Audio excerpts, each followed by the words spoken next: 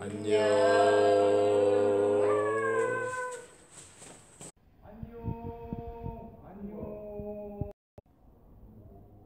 안녕해 빨리. 안녕. 서준 안녕해.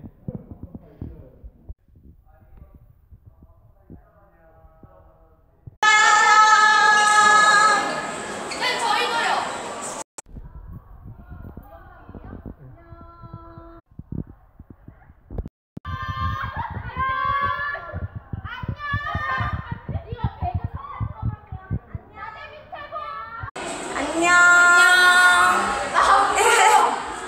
사진이에요? 안녕.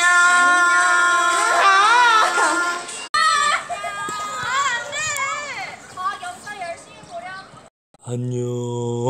오늘은 운동량과 충격량에 대해서 해볼 거야. 차근차근 가보자. 먼저 지난 시간에 배운 관성과 가속도의 법칙을 계속 떠올리면서 해야 돼. 먼저 운동량 붙여보자. 운동량은 운동하는 물체가 가지는 물리량인데, 이거를 그러니까 운동하는 물체가 운동하기 때문에 가지고 있는 잠재력 같은 거야. 일을 할 수 있는 잠재력 같은 걸 운동량이라고 불러. 그래서 운동하는 물체의 운동 효과, 즉 일을 할 수 있는 잠재력은 그 운동하는 물체의 질량이 클수록 속력이 빠를수록 크거든. 이게 무슨 말이냐면 얘가 질량이 작은 배구공이고 질량이 큰 볼링공이야. 근데 둘의 속력이 같아. 똑같은 속력으로 갈 때는 질량이 좀 더 큰 얘가 더 많은 일을 할 수 있지.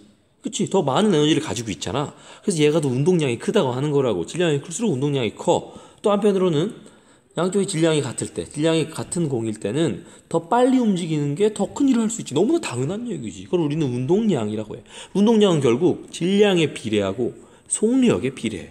그럼 우리 이걸 바로 이제 식으로 바꿀 수 있지. 운동량은 질량에 비례하고 속력에 비례해. 그래서 우리 어떻게 쓰냐면 운동량 P, 운동량을 P라고 써. P는 물체의 질량, 매스, M과 물체의 속력, V에 비례한다 라고 쓸 수 있는 거지. 그래서 운동량 P는 MV라고 쓸 수 있는 거야.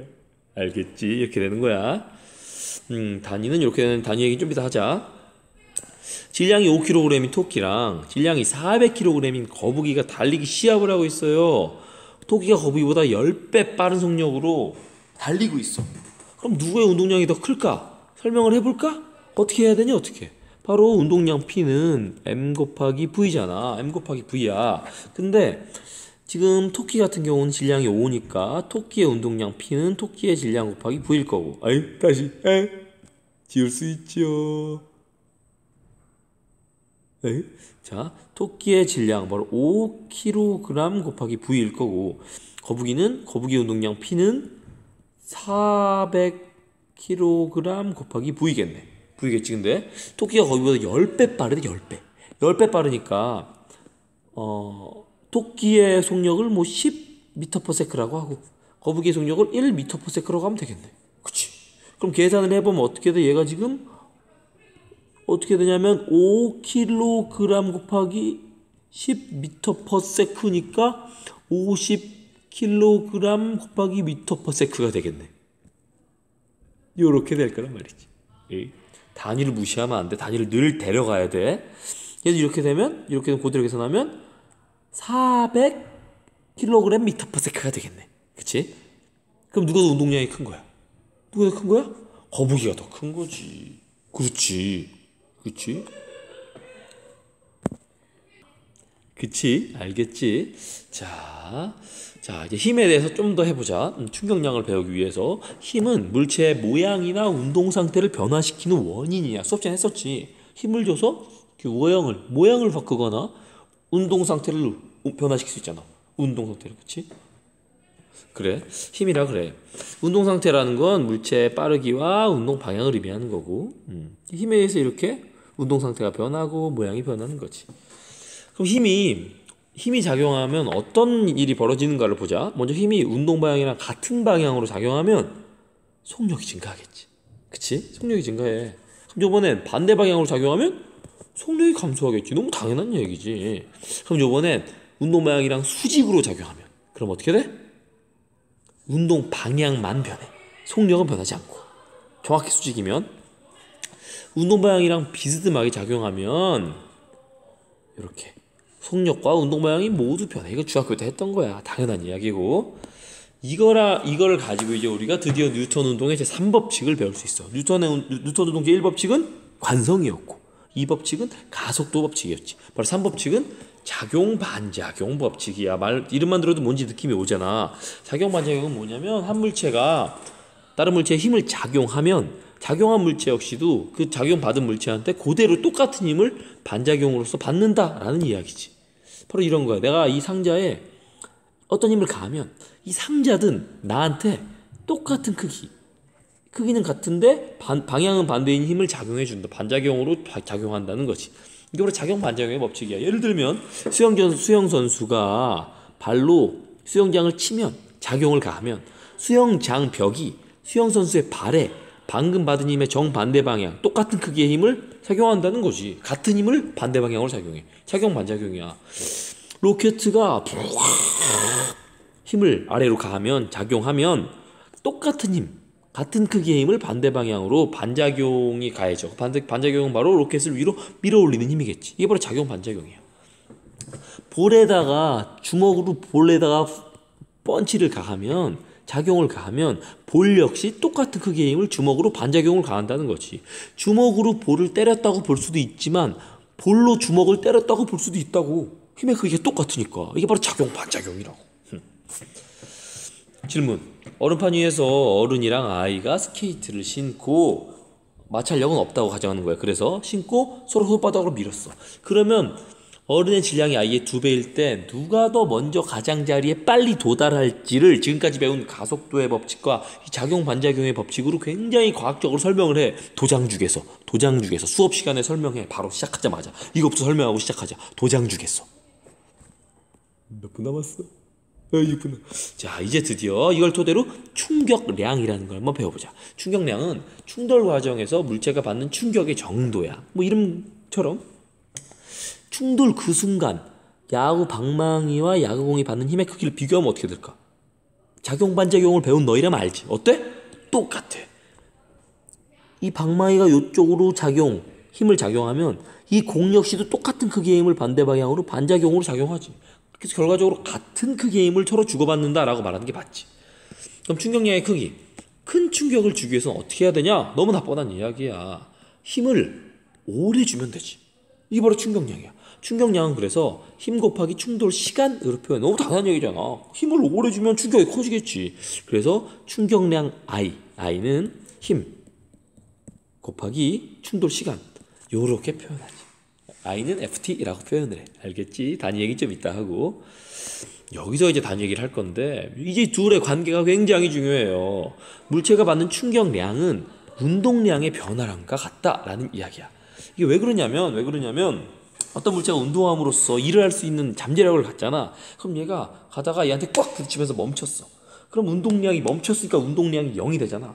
그럼 얘가 가지고 있던 운동량이 고스란히 얘한테 같단 말이지. 고스란히 얘한테. 그럼 얘가 운동량이 변화하면서 사라진 운동량이 그대로 얘한테 충격량으로 가는 게 너무나 당연하잖아.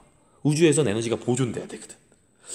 근데 여기서 재밌는 건 충격량이 운동량과 같으려면 둘의 단위가 똑같아야 된다고. 단위가 같아야 돼. 무슨 말이냐면 1m랑 1초가 같아? 다르지. 왜냐면 단위가 다르거든. 다른 개념이거든. 근데 운동량과 충격량이 같다는 건 단위가 같다는 거야. 어떻게 같은지 보자. 보자.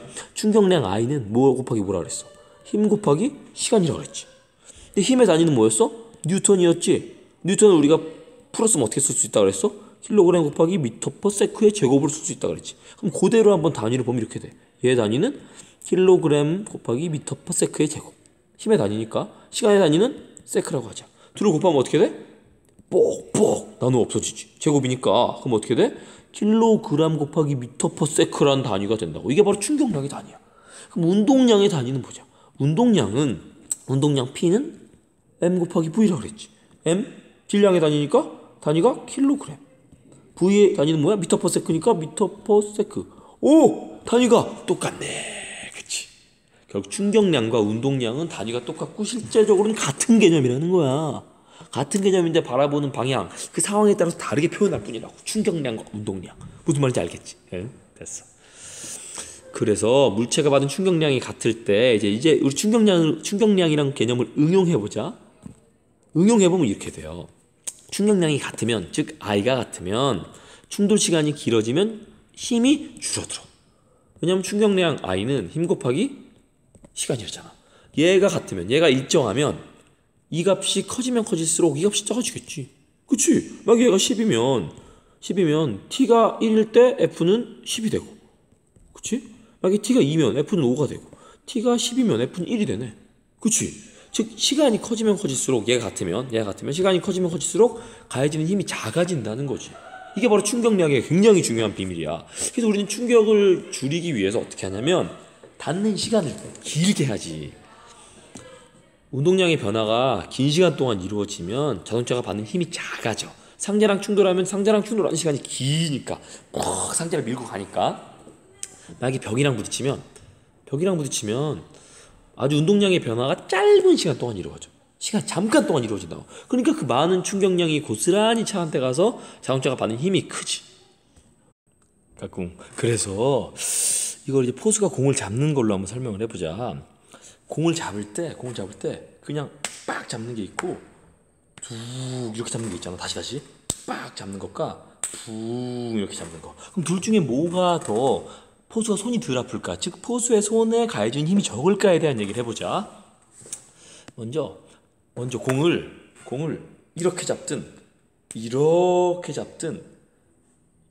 충격량은 똑같다라는 걸 먼저 이해해야 돼. 왜냐하면 최초의 공의 속도가 똑같다고 치면 똑같고 이렇게 잡든 최종적으로 공이 멈췄지. 그러니까 공의 운동량은 0이 됐다고. 그럼 운동량은 처음에 똑같았고 나중에 0이고, 그러니까 최종적으로 운동량은 똑같다고. 운동량 변화량이 똑같아.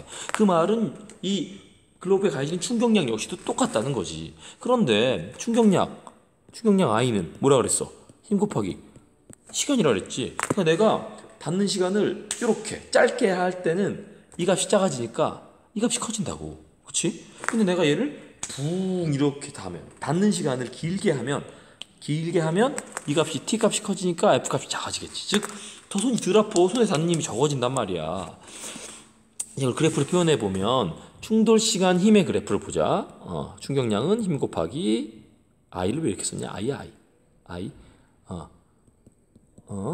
충격량은 힘 곱하기 시간이잖아.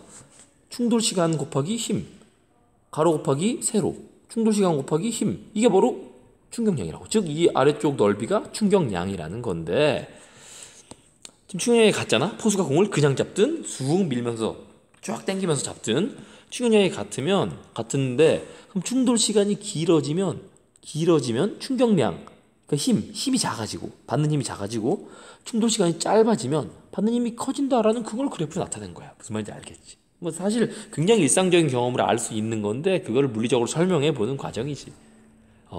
뭐 이걸 응용한 예로는 바로 글러브가 두꺼운 거. 글러브가 두꺼우면 얇은 글러브랑 두꺼운 글러브랑 손이 여기 있다고 치면 손까지 오는데 붕 걸리는 시간이 두꺼운 글러브가 훨씬 더 길잖아. 그리고 자동차의 범퍼 이렇게 있으면